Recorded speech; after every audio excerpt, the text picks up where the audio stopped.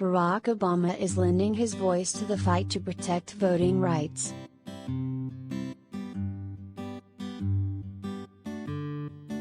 In his first opinion piece since leaving the White House, the former president, 60, expressed the urgency in sitting President Joe Biden bypassing the filibuster and passing key legislation in the Senate to defend voting rights.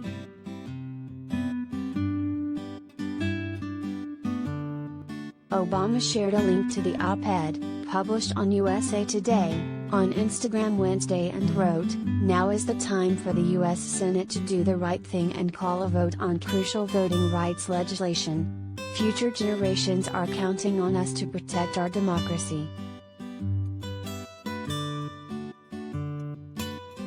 That's why I fully supported POTUS's call to modify Senate rules as necessary to make sure pending voting rights legislation gets called for a vote," he added.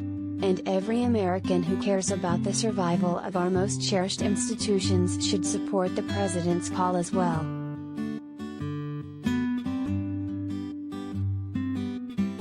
In the editorial, Obama went on to underscore the importance of the right to vote, referencing the armed insurrection of January 6, 2021.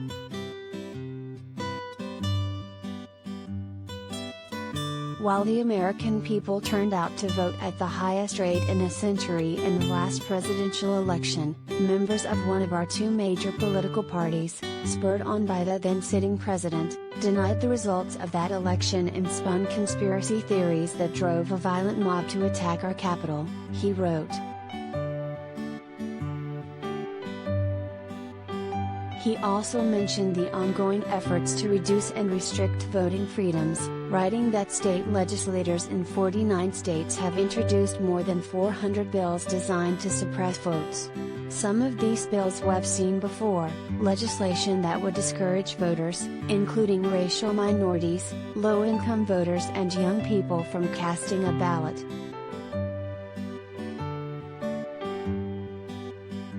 He continued, "Others aim to treat certain polling locations differently, creating one set of rules for voters living in cities and another set for people living in more conservative, rural areas."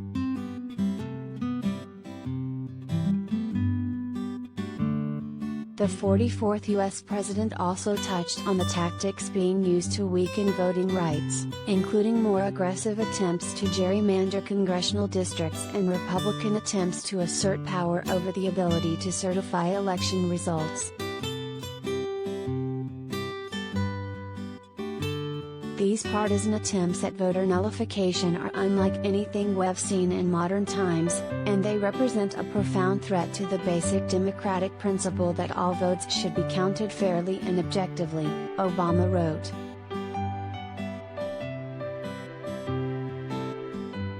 He also mentioned how attempts to protect voting rights, in the form of bills proposed by Democratic lawmakers, have been largely rejected or ignored by Republican counterparts. Almost every Senate Republican who expressed concern about threats to our democracy in the immediate aftermath of the January 6 insurrection has since been cowed into silence or reversed their positions. Finally, Obama wrote that the filibuster has no basis in the Constitution, going on to explain how it has become a routine way for the Senate minority to block important progress on issues supported by the majority of voters.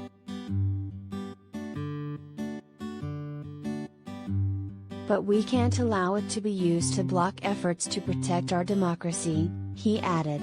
That's why I fully support President Joe Biden's call to modify Senate rules as necessary to make sure pending voting rights legislation gets called for a vote.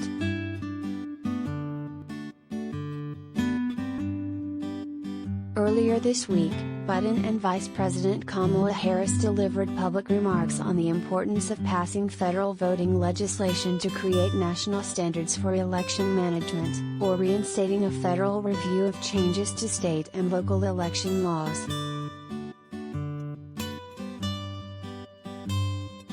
Such legislation has so far been stymied in Congress because of objections by Republicans, who say the reforms amount to federal intrusion.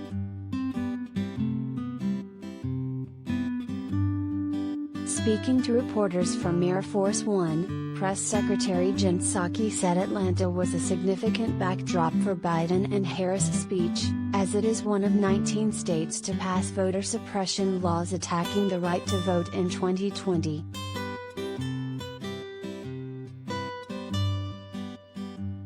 Psaki added that Biden would use his remarks on Tuesday to forcefully advocate for protecting the most bedrock American right, the right to vote and have your voice counted in a free, fair and secure election that is not tainted by partisan manipulation.